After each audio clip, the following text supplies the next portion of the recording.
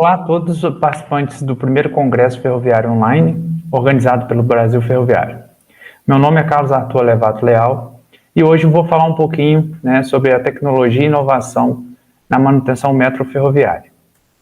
Antes de começar a nossa palestra, eu gostaria de fazer uma breve apresentação. Eu sou formado em Engenharia Mecânica, com ênfase em automotiva pela Universidade Federal de Minas Gerais, UFMG. Também fiz mestrado e doutorado na mesma instituição, em Engenharia Mecânica. E sou professor EBTT, do Ensino Básico Técnico Tecnológico do Instituto Federal do Sudeste de Minas Gerais, no campus Santos Dumont, desde 2016. E quando eu entrei no Instituto, eu comecei a trabalhar com essa área de ferrovia. Então, hoje, eu trabalho tanto com as áreas de manutenção, processo de fabricação e a ferrovia, de uma maneira geral, principalmente focado em sistemas mecânicos.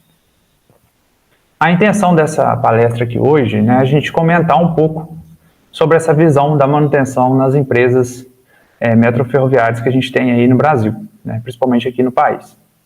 A primeira coisa que a gente tem que lembrar quais são os aspectos fundamentais que essas empresas têm que priorizar ou priorizam hoje em questão de manutenção. O primeiro deles sempre é a segurança pessoal e ambiental. Essa é uma premissa que tem que permear em qualquer manutenção de qualquer setor. Obviamente que na ferrovia não é diferente. Um outro ponto é a eficiência, ou seja, fazer mais com menos, para ser mais competitivo. Mesmo que as empresas, as concessionárias tenham exclusividade, às vezes, da linha, elas têm que ser competitivas para poder competir com os outros modais de transporte e também aumentar seus lucros, aumentar o seu rendimento aí dos acionistas. E um terceiro ponto é o quê? É a aplicação de tecnologia e inovações para aumentar a qualidade e reduzir os custos. Então, obviamente que isso serve para a manutenção. Se eu consigo aplicar mais tecnologia e eu consigo inovar, eu vou ter redução de custos, vou ter uma melhor qualidade no meu serviço de manutenção. Antes da gente trazer exemplos aí do modal ferroviário, desse aspecto de manutenção, eu quero passar com vocês aqui algumas palavras fundamentais para a manutenção. Quais são elas? Confiabilidade, disponibilidade e mantenabilidade. Elas são importantes na manutenção atual porque elas fazem parte da missão da manutenção atualmente, que é essa missão aqui que está descrita, que é garantir a disponibilidade da função dos equipamentos e instalações de modo a atender a um processo de produção ou um serviço com confiabilidade, segurança, preservação do meio ambiente e custo adequado. Então, eu estou buscando atualmente, em qualquer empresa, mas principalmente no setor ferroviário, a disponibilidade e confiabilidade dos meus ativos, dos meus equipamentos, do meu processo. E nessa missão não está a palavra mantenabilidade, mas ela entra como, Primeiro que na maioria das empresas, o desempenho global da manutenção ele é regido pela confiabilidade e disponibilidade dos equipamentos. Esses dois indicadores que vai me indicar, vai mostrar o desempenho da minha manutenção. Obviamente que eu uso a mantenabilidade para fazer o quê? Uma melhora contínua desses indicadores. Então, a mantenabilidade está acoplada, está inserida, ela influencia nesses dois indicadores de referência, que é a disponibilidade e confiabilidade. Falando um pouquinho dessas três, vamos entender um pouco cada uma, para poder dar continuidade nos exemplos que eu quero mostrar para vocês. A confiabilidade, como o nome já sugere um pouco, é um pouco intuitivo, de uma maneira geral, a gente pode pensar em questão de confiança, O quão confiável é o meu equipamento, o meu processo. É um termo já antigo, surgiu lá na década de 1950, nos Estados Unidos, e ele representa o que, então, na prática? É a probabilidade de um item desempenhar uma função requerida, sob condições definidas, de uso durante um intervalo de tempo estabelecido. Primeiro, o que é a função requerida? É aquela função que eu preciso do meu equipamento, que é o mínimo desejável para o meu equipamento entregar na sua utilização. Então, por exemplo, um equipamento que produz 100 peças por hora, e eu quero que ele me entregue pelo menos 80 peças por hora. A função que eu estou requerendo, que eu preciso, é de 80 peças por hora. Condições definidas. Essas condições definidas têm muito a ver com o ambiente que o meu equipamento está instalado, as condições que eu vou usar ele de operação. Então, isso tudo tem que ser definido para eu medir essa confiabilidade. Um exemplo que eu dou é, por exemplo, o equipamento está no lugar coberto, ele está no lugar com poeira, ele está exposto a outros tipos de intempérie, ele está numa sala climatizada. O que ele tem ali sobre as condições ideais ou definidas para ele operar? E o intervalo de tempo é a janela de tempo que eu vou analisar essa confiabilidade. Então, a confiabilidade, ela é uma probabilidade, eu consigo calcular ela, tá? Então, ela é uma medida numérica de 0 a 1 ou de 0 a 100%, né? E a gente pode considerar a confiabilidade a probabilidade estatística de não ocorrer falha de um determinado tipo para uma certa missão com um dado nível de confiança. Já que eu estou falando de estatística, eu tenho níveis de confiança, né? Igual pesquisa, igual a gente vê pesquisa eleitoral, né? Tem um nível de confiança, aqui também a gente pode trabalhar dessa forma. O meu intuito aqui não é trazer equações, mostrar como calcula a confiabilidade, a gente não teria esse tempo, mas sim entender o que seria essa palavra, tá? Então, o quão confiável o meu equipamento é, o meu processo, para executar aquela função, né? Então, quando eu falo que o meu equipamento é 100% confiável, ele tem 100% de confiabilidade, é que naquele intervalo ele não apresentou falha, ele foi lá e cumpriu o que estava sendo desejado e planejado. A disponibilidade também é um nome intuitivo, né, que representa o quê? A capacidade de um item estar em condições de executar uma certa função em um dado instante ou durante um intervalo de tempo determinado, levando-se em conta aspectos combinados, né, de sua confiabilidade, mantenabilidade e suporte de manutenção, supondo que os recursos externos requeridos estejam assegurados. O que isso significa, então, né? É o meu equipamento estar o quê? Disponível, tá? Essa palavra, ela é intuitiva mesmo. Então, o meu equipamento está disponível naquele intervalo que eu preciso? Né? Por exemplo, um carro, se eu chegar lá, ele vai ligar e vai me levar aonde eu preciso? Se sim, ele está disponível, né? Esses recursos externos que estão aqui destacados, o que seriam isso? O carro precisa de combustível, certo? Ele precisa estar com os pneus calibrados, ele precisa estar com óleos e filtros para poder funcionar, certo? Então, esse carro tendo essas condições iniciais, externas, requeridas e prontas, eu posso sim agora medir a disponibilidade dele, tá? Então, de novo, a disponibilidade também é uma probabilidade, vai de 0 a 100 ou de 0 a 1, né? Lembrando que porcentagem é a mais comum usada no meio de manutenção, a gente costuma trabalhar com confiabilidade e disponibilidade como algo de porcentagem, tá? E a gente pode considerar, então, que a disponibilidade é a probabilidade estatística de um item estar disponível para utilização, né? Ele está disponível naquele momento que eu precisar dele? Então, esse é um fator que a gente pesa para a disponibilidade. E o próximo termo aqui, que é a mantenabilidade, representa o quê? A facilidade de um equipamento ou instalação, né, possibilitar a execução do serviço de manutenção. O quão fácil é fazer manutenção naquele equipamento, por exemplo. A gente pode entender também como uma probabilidade de que o equipamento com falha seja reparado dentro de um tempo previsto. Então, se eu tinha uma locomotiva que tinha um serviço previsto de reparo de 2 horas e eu fui lá e executei em 2 horas, quer dizer que a mantenabilidade dele está dentro do esperado, está correta. Se eu conseguir fazer esse serviço antes, por exemplo, em 1 hora com a mesma qualidade, eu posso falar que eu melhorei a mantenabilidade da locomotiva, né? Eu criei facilidades. E criar facilidades aqui pode ser de várias formas. Pode ser que eu comprei uma ferramenta que facilita o serviço, pode ser que eu construí um andaime que facilita o serviço, pode ser que eu treinei melhor a equipe para fazer aquele serviço, pode ser que eu mudei o método de fazer o serviço e facilitei o tempo, né? Reduzi o tempo, aliás, e facilitei o serviço, tá? Então, isso tudo entra como a melhora da mantenabilidade. E o que ela traz, né? Ela é o principal vetor para redução de custos. Porque quando eu melhoro a manutenção, eu facilito a manutenção, eu acabo reduzindo custos. Que seja de horas homem trabalhadas, que seja através de custo de peças ou ferramental, né? Então, a ideia é sempre o quê? Atuar de forma constante, né? E utilizar o conhecimento do pessoal, né, e vivência do pessoal de manutenção e operação para melhorar essa mantenabilidade. E ela sempre pode melhorar, ela nunca para, né? Ela é algo que a gente diz aí permanente de melhoria, né? Ela pode ser sempre melhorada. Um exemplo clássico que a gente tem é, por exemplo, numa refinaria, que eu tenho 2 torres aqui, né? Eu poderia ter aqui um funcionário, um mantenedor numa torre, que ele tem que descer essa torre depois e subir a outra para fazer o mesmo serviço de manutenção.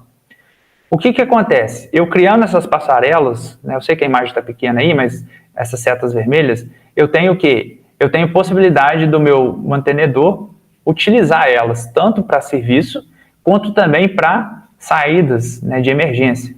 Então, eu aumento a segurança do meu pessoal, da minha equipe, e também entrego uma facilidade de manutenção. A mantenabilidade ela é muito boa para isso, para facilitar a manutenção, mas também aumentar a segurança do processo. E uma outra coisa que a gente tem que comentar, né, a gente tem que entender um pouquinho para poder ver os exemplos que eu vou trazer para vocês, é sobre os tipos de manutenção, tá? Basicamente, se você pegar um livro de manutenção, você vai ver vários formatos, várias definições, mas a norma brasileira, né, a NBR 5462, ela traz 3 tipos básicos, tá, que vão estar em qualquer livro aí de manutenção, que são a manutenção preventiva, a corretiva e preditiva. O que é essa manutenção preventiva? É a manutenção efetuada em intervalos pré-determinados ou de acordo com critérios prescritos, destinadas a reduzir probabilidade de falha ou degradação do funcionamento de um item. O que significa isso? Primeiro, intervalos pré-determinados é qualquer tipo de intervalo, tá? Não é só intervalo de tempo, de meses, dias, horas, minutos. É intervalos também, por exemplo, consumo de combustível, né? A locomotiva pode ter planos preventivos baseados no consumo de diesel dela, numa diesel elétrica, por exemplo. Pode ser também de distância percorrida, né? Um carro, muitas vezes, a quilometragem, no caso, quilômetros percorridos que ele efetuou ali, eu faço uma manutenção preventiva, né? Pode ser de consumo de energia elétrica, pode ser de produção, então aquela máquina, a cada 1 milhão de peças, eu vou e faço uma preventiva, né? Então eu posso usar esses critérios. A preventiva, ela é um tipo de manutenção interessante, que ele ajuda realmente a evitar certas falhas, mas ela também tem defeitos, né, desvantagens. Uma desvantagem é determinar esse intervalo correto. Achar esse intervalo no ponto ideal é muito difícil. Primeiro, se eu faço intervalos muito curtos, eu acabo trocando peças em excesso. Eu troco peças que ainda estavam boas, que estavam em condição de rodar e não precisavam ser trocadas. Então eu estou gerando custo, certo? Se eu faço um intervalo muito longo, corre o risco dessa peça falhar, quebrar antes do que a preventiva. Então não adiantou nada eu fazer uma preventiva, tá? E uma outra desvantagem, que eu considero a pior de todas, é que quando eu faço muitas intervenções no meu equipamento, no meu processo, com a preventiva, eu posso inserir defeitos que não existiam ali. Por exemplo, se eu toda hora abro a tampa de um motor, a tampa de válvula, eu posso inserir poeira ali dentro do motor, contaminar, né, o motor com coisas que não estavam ali. Ou também, por exemplo, o fato de eu abrir e fechar a mesma tampa várias vezes, eu vou acabar danificando o parafuso, a trava, ou a fechadura, ou a rosca, né, do parafuso, alguma coisa eu acabo gerando de problema, né? Então eu não tinha antes e acabo inserindo. Então por isso que a preventiva ela tem que ser muito bem pensada, muito bem planejada, né, muito bem balanceada. A manutenção corretiva, como o nome sugere, é de correção, né? A definição aqui é a manutenção efetuada após a ocorrência de uma pane ou de uma falha, destinada a recolocar um item em condições de executar uma função requerida. Então, a corretiva aqui é para corrigir mesmo, tá? A gente ainda costuma separar essa corretiva em duas, corretiva planejada e não planejada. A não planejada é aquela de emergência, que aconteceu, eu tenho que ir lá arrumar, eu não estava esperando e aconteceu. Eu tenho que chamar uma equipe de emergência, eu tenho que comprar uma peça correndo, eu preciso preparar alguma coisa, né? Eu paro, às vezes, a produção e a operação com isso. A planejada é quando eu sei que o equipamento vai falhar, ele já está apresentando sintomas ou situações em que eu me programo, eu me planejo para fazer aquela correção. Aí eu programo no horário de folga, ou eu programo a equipe, né, já aviso a produção, compro a peça com uma certa antecedência, alugo os ferramentais especiais que eu preciso, né, eu consigo me organizar para fazer a melhor intervenção. E, obviamente, com isso eu acabo reduzindo custos, comparado a não planejado. E a manutenção preditiva, a que está muito em alta hoje, né, que é uma referência, ela está intimamente ligada à tecnologia e inovação, ela é o quê? A manutenção, também conhecida como manutenção controlada, e ela permite, né, garantir uma qualidade de serviço desejada com base na aplicação sistemática de técnicas de análise, utilizando-se de meios de supervisão centralizados ou de amostragem, para reduzir ao mínimo a manutenção preventiva e diminuir a manutenção corretiva, no caso, principalmente a não planejada. Então, a preditiva ela acaba ajudando a substituir a corretiva não planejada e um pouco da preventiva. E aí, é essa que as empresas, né, tanto do setor ferroviário e outros, estão buscando aumentar, né, estão buscando desenvolver. E ela é o nosso foco aqui hoje para mostrar os exemplos que a gente tem aí de tecnologia e inovação. Ainda em cima dessa manutenção preditiva, a gente pode ainda ver alguns nomes, né? Tem pessoal aí que chama de manutenção sob controle, ou controlada, ou com base no estado do equipamento. O que ela representa, então? É a atuação realizada com base na modificação de parâmetros de condição e desempenho, cujo acompanhamento obedece uma sistemática. Sistemática aqui é o quê? Eu tenho um planejamento, eu sei os intervalos que eu estou buscando de parâmetros ali, né? Por exemplo, vamos supor que eu vou medir a temperatura do meu equipamento. Eu sei o intervalo de temperatura ideal. Olha, esse intervalo é ok, esse intervalo é a temperatura de trabalho. Abaixo disso é ruim, acima disso também. Então, eu crio uma sistemática para avaliar. A melhor forma da gente entender manutenção preditiva, ou qualquer tipo de manutenção, né, eu falo muito comparar com o corpo humano. Vou imaginar, né, que todo mundo aí já deve ter ido no hospital, infelizmente isso acontece, e no hospital a pessoa que está numa condição crítica, ela fica monitorada por equipamentos, não é isso? Equipamentos que medem batimento cardíaco, oxigenação do sangue, pressão, não é isso? Então, eu tenho equipamentos que monitoram o paciente. Em qualquer alteração crítica, o médico atua, não é isso? Então, isso é uma manutenção preditiva. Eu estou monitorando as condições do meu paciente e aí eu vou agir no momento certo. Ela pode ser o quê? Uma ação, né? Tanto contínua quanto periódica, que a gente vai falar mais para frente aqui, tá? Existem várias técnicas de preditivas hoje na indústria. Ultrassom, vibração, emissão acústica, ensaios de partículas magnéticas e outros ensaios que a gente pode fazer, tá? Análise de óleo, né? Então, tem várias técnicas preditivas para fazer o monitoramento da condição e planejar essa ação de correção, quando necessário, tá? Que seria a corretiva planejada, tá? Esse tipo de manutenção ele se identificou principalmente com maior desenvolvimento e conhecimento tecnológico, como eu já tinha comentado. E o objetivo é deixar o equipamento ou instalação operar o máximo de tempo possível, né? Ou seja, predizer, antever, né? Prever as condições do equipamento antes que ele falhe. Então eu consigo monitorar e ver que aquele equipamento está com a tendência, por exemplo, de aumento de temperatura. E aí eu sei que semana que vem, se ele continuar nesse ritmo de aumento de temperatura, ele vai superaquecer. Então eu posso programar uma corretiva antes que isso aconteça, tá? E quais são os fatores indicados para a gente adotar esse tipo de manutenção, né? Esse tipo de política de atuação? Primeiro, aspectos relacionados à segurança pessoal e operacional. Eu aumento a segurança porque eu sei que o equipamento pode falhar ou vai falhar e eu paro a máquina antes, né? Eu tiro o pessoal ali de perto, por exemplo.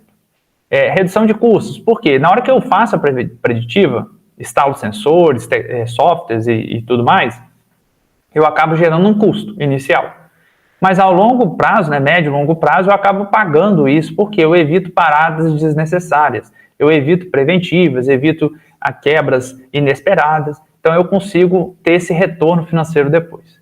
E por fim, né, manter o equipamento seguro e operando por mais tempo. Então eu aproveito o máximo o meu equipamento. Às vezes ele começa a aquecer, mas ele ainda está dentro de uma temperatura aceitável. Então eu continuo usando esse equipamento e só vou atuar nele quando realmente ele chegar num ponto mais crítico, num ponto que eu preciso intervir, tá? E o custo da manutenção preditiva, ele vai depender muito de qual tipo que eu vou usar. Se eu vou usar ela de acompanhamento periódico, geralmente é mais barato, ou de acompanhamento contínuo, o que a gente chama de online também, né, em tempo real. Qual que é a diferença entre eles, né? O melhor exemplo que eu dou é a medição de pressão no corpo humano. Você pode ir num posto de saúde, numa farmácia, ou ter um aparelho de pressão que você vai lá e mede a sua pressão, sei lá, uma vez por dia, uma vez por semana. Isso é periódico, certo?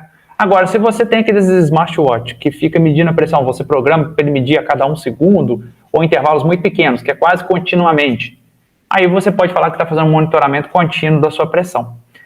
As duas técnicas são monitoramento de pressão, as duas são técnicas preditivas, né, manutenção preditiva, só que uma é contínua e a outra é periódica, tá? E sobre a ótica da produção, da operação, a manutenção preditiva é a que apresenta melhor resultado, porque eu deixo o equipamento operando o máximo de tempo possível. Eu não paro para preventiva, eu não paro para corretivas não planejadas, eu faço realmente as intervenções estritamente necessárias, tá? E é por isso que ela ganha força, né? Por isso que ela tem cada vez mais sendo utilizada aí, principalmente na indústria ferroviária brasileira.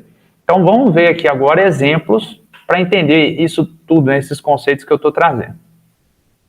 O primeiro exemplo que eu estou trazendo aqui para vocês é a implementação de equipamentos Whiteside na VLI para aumento de confiabilidade em ativos ferroviários, tá? Eles começaram ali depois de 2015, mais ou menos, a implementar alguns sensores, equipamentos, né? O que são esses Whiteside? São equipamentos instalados na via permanente para monitoramento, né, de sistemas em ativos ferroviários. Ativos ferroviários principalmente em vagões, mas pode ser locomotiva, auto de linha e outros veículos, tá?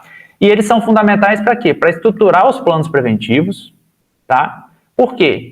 Se eu agora acompanho, vamos supor aqui, vamos pegar o hotbox, né, que é a temperatura de rolamento.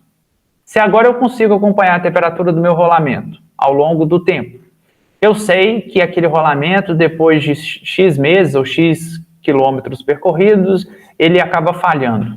Então eu já sei que se eu for fazer uma preventiva, que é uma ação de trocar a peça, trocar o rolamento, eu vou fazer antes daquele KM que eu consegui observar de vida útil.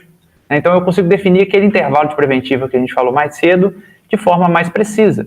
Então eu melhoro a minha preventiva, tá? A preventiva também, eu esqueci de comentar, né? Ela é um tipo de manutenção que baseia-se muito em ações concretas, né? Troca e substituição de peças, limpeza, lubrificação, tá? Então são ações mais aplicadas mesmo sobre o meu equipamento. Esses equipamentos que estão aqui são exemplos desse Whiteside usado pela VLI, tá? São vários tipos de sensores, cada um mede uma coisa, né? Observa uma coisa, e todos eles estão gerando o quê? Um monitoramento, dados para eu analisar. Esses equipamentos de monitoramento, eles podem ser divididos tanto em reativos quanto preditivos. O que seriam essas duas diferenças? O reativo, né, são o quê? Detectam falhas já presentes, ou seja, que estão chegando no nível crítico. Esses normalmente não podem ser utilizados em cálculo de tendência, mas ajudam a proteger o sistema de danos mais severos. O que é isso?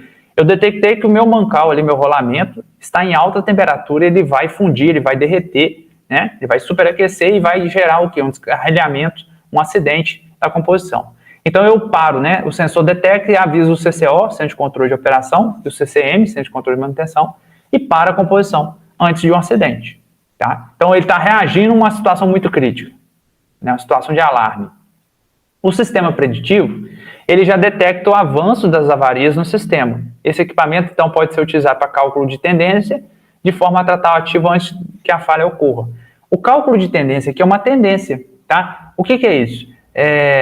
Eu não sei se vocês já observaram, vou dar o exemplo do corpo humano. Às vezes a pessoa está ficando com uma infecção, mas ela não começa com febre alta. Ela começa a aquecer o corpo, aí chega em quase febre, depois ela vai aumentando e chega na febre, depois ela aumenta e fica numa febre alta, que tem que ir para o hospital, não é isso? Então ela vai avançando a temperatura, certo? Então, por exemplo, nesse do mancal aqui que a gente trouxe exemplo, eu posso falar isso, eu posso ir medindo e vendo que ele, ao longo do tempo, ele tem uma tendência de aumentar a temperatura. Com essa tendência, eu sei quando ele vai estourar e aí eu consigo atuar antes. Eu crio curvas de tendência para saber quando eu agir, tá? Então, acho interessante trazer essas duas diferenças, mas, de qualquer forma, né, a gente está focado aqui na manutenção preditiva, no exemplo de manutenção preditiva. E para que eu faço essa manutenção preditiva aqui? Ela é a melhor forma de aumentar a minha confiabilidade, a minha disponibilidade, tá? Por quê? Eu sei que o meu equipamento está para falhar e coloco ele na oficina antes dele falhar. Então, eu consigo garantir uma confiabilidade, tá? Alta, né? Eu consigo garantir quase que uma confiabilidade, dependendo se for bem feita essa preditiva, de quase, né, praticamente 100%, tá? Esses outros sensores que estão aqui, né, são alguns exemplos. Esse primeiro aqui é o de impacto de roda. Quando a minha roda tem um calo, quando ela está com algum entalhe, algum lascamento, toda vez que aquele defeito passa pelo trilho, ele gera o quê? Uma batida, um impacto. Então eu posso detectar assim. Esse outro sensor aqui é para medir o quê? Os esforços do truque.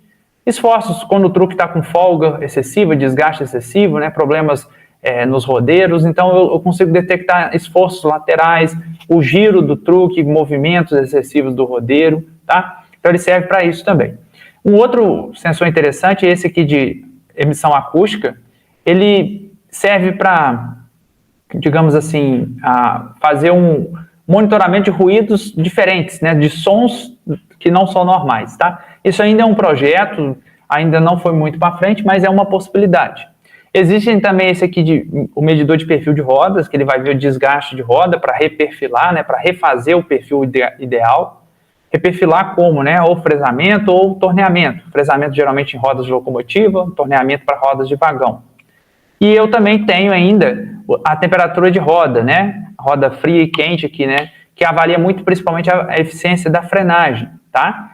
Trazendo ainda alguns sensores mais em detalhes, né, o hotbox está aqui, ó, ele fica instalado próximo do trilho, né, que ele vai pegar quem? O rolamento, né, no caso o rolamento do rodeiro, temperaturas dele. O Hot Wheel vai medir a temperatura da roda, né, principalmente aqui na região aqui da banda de rolagem ou do disco, né, geralmente mais do disco. E eu tenho ainda um medidor de perfil, tá vendo? Que são sensores que tem laser e sensor óptico, né, para pegar aí o perfil, o desenho de desgaste, tá? Isso aqui é usado em várias ferrovias, tá? Não é só VLI, enfim. Estou trazendo um exemplo aí de manutenção preditiva. Um outro exemplo que eu acho muito interessante é o uso de uma tecnologia e já utilizando agora uma inovação. Eu já tenho uma inovação em cima disso, tá? O que é essa... Primeiro que, não sei se já ouviram falar, a Trackstar, a MRS, né, comprou esse caminhão rodo ferroviário em 2002, mais ou menos, então já tem 20 anos, e ele mede o quê? Desgaste de trilho, bitola, geometria da via, então ele monitora a condição da via, tá? Inclusive ela aluga esse caminhão para várias outras empresas. Para vocês terem uma ideia, ela faz o quê? Né? Ela faz inspeções, ou seja, 4 vezes por ano passa no mesmo ponto do trilho. Então aqui é uma preditiva o quê? Periódica e não contínua. Nos sensores anteriores aqui, que eu esqueci de comentar, né? Eu tenho também monitoramento o quê? Periódico, tá? Por quê? Esses sensores estão na via, eles não estão no material rodante. Então toda vez que aquele material rodante passa naquele ponto é medido. Então são medições periódicas. Ele não acompanha o material rodante ao longo de toda a vida. Ele acompanha de tanto em tanto tempo. Então, esse caminhão faz 4 inspeções por ano, certo? Agora, a MRS trouxe, né, é a primeira do Brasil a utilizar o quê? A locomotiva instrumentada. Os sensores que tem nesse caminhão, eles instalaram na locomotiva. Aqui dá para ver um aqui no rodeiro, aqui no meio, né, do truque dianteiro. Tem outros sensores na locomotiva, com laser, né, feixes ópticos e tudo mais, que eu consigo detectar, então, condições da via. Qual que é a vantagem de fazer isso, pessoal? Primeiro, né, ela é a primeira do país e a 4ª do mundo a fazer isso. Então, é muita inovação. E qual que é a vantagem? Que a locomotiva, ela não para a linha, ela está operando, ela está puxando vagões carregados. Esse caminhão aqui, né, o Trackstar, ele tem que parar a linha. Eu tenho que parar para fazer a medição. Então, eu ganho o quê? Tempo de operação. Eu não paro a linha, estou medindo enquanto estou trabalhando, operando, né? E para vocês terem uma ideia, o link está aqui, tá o link dos vídeos, tanto do Trackstar quanto do sistema da locomotiva instrumentada. Se vocês observarem no vídeo, né, ele traz mais detalhes, mas ele fala o quê? Ele vai para 60 inspeções por ano. É menos de 1 por semana. Então, o mesmo ponto do meu trilho, eu vou inspecionar em menos de 1 semana. Então, eu sei se a minha bitola está abrindo, se o meu trilho está desgastando muito rápido. Eu consigo ter linhas de tendência de desgaste de trilho, né, de alteração da geometria. Isso tudo aumenta a segurança operacional. Eu não paro a linha e garanto que vou estar sempre operando da melhor forma, com maior segurança, evitando descarregamento, né, evitando acidentes, tá?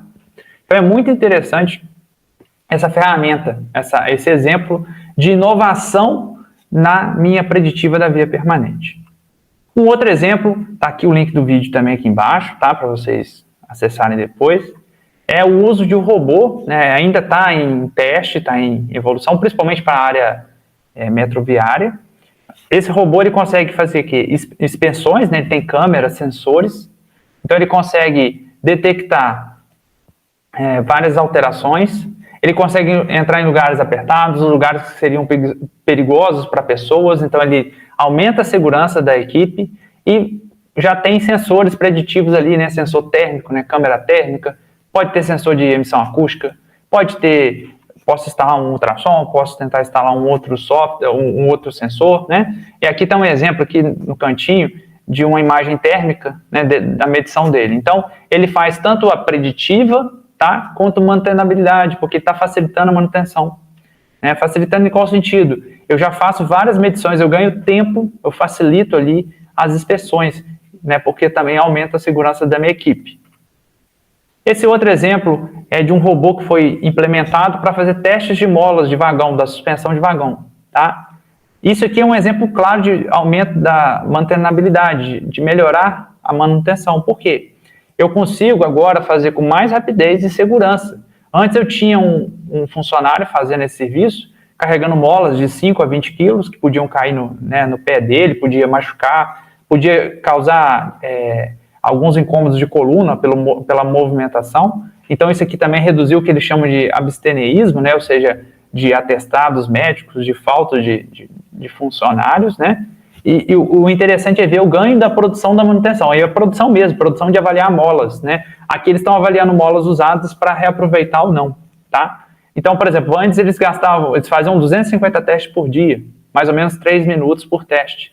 Hoje esse robô permite em torno de 1.500 testes por dia, tá? Algo em torno de 28 a 35 segundos por teste. Então fica muito claro, evidente, né, o ganho que a gente tem de produção. Eu consigo liberar muito mais molas por dia, né, até montar mais truques por dia com essa avaliação de molas. E aí eu tenho que comprar o quê? Menos molas novas também, ter menos estoque de molas. Isso tudo altera várias coisas para a empresa, tá? A redução de custo aqui é muito significativa, principalmente no médio e longo prazo, né? Lógico, um robô desse tem um custo, né? Essa tecnologia não é barata, mas é uma tecnologia que já está aí no mercado em vários outros setores, e é muito fácil, assim, hoje, de implementar uma coisa dessa na indústria ferroviária, tá? Um exemplo também que eu trago de inovação, pensando também em mantenabilidade, é a criação aqui, ó, eles chamam de torres gêmeas, né? Antigamente, eles têm que medir o que a gente chama de frechal, que é essa borda de cima aqui da caixa desse vagão gôndola, é um vagão que carrega minério, tá? Com o tempo, ele acaba empenando essa borda devido ao virador, o car dumper, que a gente chama. E eles precisam avaliar isso. Quando o vagão vai para manutenção, eu preciso avaliar, para saber se está empenado ou não. E aí um funcionário da empresa teve a sacada, falou, poxa, em vez de eu subir aqui dentro, né, ter que entrar com cinto, com EPI, com mais um colega, né, são 2 pessoas para fazer essa medição, eu posso pôr sensores, no caso de ultrassônicos com radiofrequência, para medir esse empenho. Então ele fez esse projeto, isso é uma inovação, né? E aí, olha que impressionante, né? Qual o ganho que eu tenho com isso? Antes eu gastava 2 pessoas com 40 minutos, além dos EPIs e o risco de segurança para a equipe. Agora, eu consigo gastar em torno de 20 segundos e uma pessoa apenas. Obviamente que ele tem que medir cada cabeceira, né? Ele tem que medir a cabeceira, tem que medir o meio e a outra cabeceira. Mas eles já estão desenvolvendo, melhorando essa inovação. Eles vão criar agora 6 torres, né? 3 de cada lado para medir com o vagão andando. O vagão não vai ficar mais parado. Ele vai passar em baixa velocidade e já vai medir para saber se está empenado ou não. Isso é o melhor exemplo de mantenabilidade. Eu estou ganhando tempo, estou aumentando a segurança, né? E isso é significativo, esse ganho financeiro, porque é só pensar nas horas de trabalho de 2 funcionários e agora, poucos segundos com um funcionário eu faço essas medições, tá? Um outro exemplo muito legal é o uso de controle remoto, né? Tecnologia que existe para várias coisas, né? Eu já tenho até carros autônomos, né? Então eu consigo ter agora um controle remoto para operar máquinas pesadas, né? Igual esse trator de esteira, ele está numa zona que a gente chama ZAS, né? Zona de autossalvamento. São aquelas zonas que, por exemplo, aqui em Minas Gerais, a gente tem barragens de mineração que, se elas romperem, a gente vai ter o quê? O alagamento de certas regiões. Então essas regiões são hoje conhecidas como ZAS, que são zonas proibidas por ser humano. Então a gente não pode ter ser humano ali, naquele local, porque se tiver um acidente dessas barragens, essa pessoa vai perder a vida. Então o que eles propõem, né? Eles acharam uma solução que é o quê? Implementar o controle remoto nesse trator. Eu sei que a imagem está pequena, mas não tem ninguém aqui na cabine, tá? Ela está operando sem ninguém. Ela tem antenas, né, e várias câmeras. Dá para ver aqui na imagem do lado, né, que aqui dentro não tem ninguém, a imagem do lado mostra que a câmera dianteira, traseira, as laterais, o painel aqui do operador também, de temperatura, combustível da máquina, né? E ele opera aqui com o joystick à distância. Então, ele está num lugar seguro, está dentro de um trailer e está operando essas máquinas de forma segura. Isso aumenta a mantenabilidade. Por quê? Primeiro, eu tenho maior segurança. Segundo, é uma facilidade. Eu consigo ter um operador mais confortável, ele não fica ali dentro balançando naquele trator, né? Então, ele tem uma qualidade de vida, até uma operação mais fácil. Fora que tem várias câmeras ali que permite ele ter um ângulo de visão melhor, às vezes, que ele estivesse dentro da máquina, tá? Então, isso facilita a manutenção do caso, a manutenção da via, tá? A qualidade do serviço ali vai ser aumentada, né? Vai ser melhorada. Então, a gente consegue ver, né, o tipo de ganho que eu tenho com o uso, tá? De tecnologia, né? De inovação. Por mais que pareça pequeno algumas coisas, ou até vocês podem falar, poxa, mas isso aí já existe há muito tempo, né? Igual o robô, aquele robô que a gente viu aqui, esse braço robótico, ele já existe na indústria facilmente há mais de 15, 20 anos, tá? Mas eu estou mostrando para vocês que eu posso usar outras aplicações, posso ver de outras maneiras, outros ângulos e achar soluções para aumentar o quê? Principalmente a minha confiabilidade e disponibilidade do equipamento. Por quê?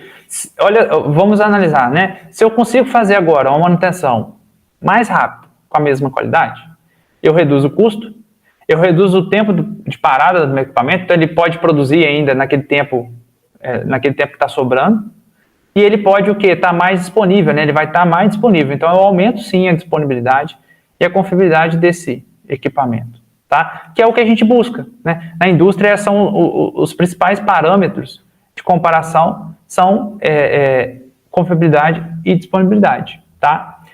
Uma outra coisa que a gente vê aqui nesses exemplos que eu trouxe, são poucos, tem outros, né, para discutir, principalmente a segurança, né? Eu consigo, então, ter um ganho na segurança do pessoal, tá? Eu diminuo o risco de lesões, de problemas de afastamento médico. Então, isso tudo gera um ganho, tá? Que a indústria, principalmente o setor, né, metroferroviário, está buscando aí, tá com o objetivo de trazer isso cada vez mais para dentro das empresas, tá? Uma coisa que é muito interessante, se vocês pegarem no Brasil e comparar com o resto do mundo, vocês vão ver que a nossa manutenção metroferroviária hoje, ela não está atrás, tá? Ela está no mesmo nível, está propondo até inovações, como eu mostrei aqui, esse exemplo da Torre Gêmeas foi uma criação brasileira, né? Tem outras inovações que foram feitas aqui dentro, que a gente usa para melhorar a manutenção do modal ferroviário, tá? Essa aqui também é uma inovação que ela veio lá da mineração, já se usava em caminhões fora de estrada, na mineração, esse controle remoto, né? Então isso foi implementado em máquinas para manutenção da via. Então isso tudo tem crescido bastante aqui no Brasil, tá? E as empresas têm investido bastante nesses pontos de tecnologia e inovação. Uma coisa que eu falo muito, se vocês observarem na última década, depois de 2013 para cá, as empresas, as concessionárias no Brasil, elas têm realmente alcançado aí essas técnicas preditivas de forma bem tecnológica, tá? Eu não comentei, né, mas, por exemplo, esse exemplo aqui, deixa eu colocar datas, né, que eu acabei não colocando, mas, por exemplo, o Trackstar eu falei que foi 2002, a locomotiva ela veio em 2022, o ano passado, mais ou menos em abril, tá? Então, tem um ano aí, você vê quão novo é essa inovação. Esse robô está em desenvolvimento, tá? Esses vídeos aí tem uns 2 anos, então ele está aí nos últimos anos sendo melhorado. Esse robô foi implementado ano passado na avaliação de molas, tá? Então tá vendo? Tá coisas muito recentes. E esse sistema aqui de Torre Gêmeas também tem poucos anos que tá, eu não lembro exatamente o ano agora, mas tem aí mais ou menos talvez uns 2, 3 anos. E esse uso aqui, né, desse trator, né, de controle remoto, também tem um ano mais ou menos que começou a ser implementado, tá? Também foi usado, por exemplo, a locomotiva para passar ali, né, porque aqui a gente está perto da linha, a locomotiva para passar nessas asas, ela não pode ter um maquinista, então o maquinista tem que descer e a locomotiva ela é operada à distância. Então eu tive que fazer o quê? Automatizar essa locomotiva. Então hoje a gente tem condição também de ter locomotivas autônomas, que ainda não é permitido na legislação, mas já existem alguns trechos da via para transporte de carga, tá? Então isso tudo é muito interessante a gente observar. Eu falo sempre com o pessoal, né, ficar atento aí às tecnologias, às inovações, porque a gente pode pegar ela e aplicar para o modal ferroviário, tá? Eu espero poder ter ajudado vocês um pouquinho, dado exemplos aí, espero não ter ficado muito teórico, mas mostrar aplicações, tá? Aqui são algumas referências, como eu falei, os vídeos têm os links lá para vocês assistirem os vídeos, vale muito a pena porque lá tem mais detalhes, gera uma reflexão bacana para vocês, tá? E eu gostaria de agradecer, né, novamente aí o convite para participar do congresso, agradecer a todos que estiveram até aqui, né, assistindo essa palestra, e tem o meu contato, tem meu e-mail para qualquer dúvida, qualquer sugestão, né, ou crítica também para ser feita, a gente está à disposição, tá? Então, até mais e um bom congresso para vocês.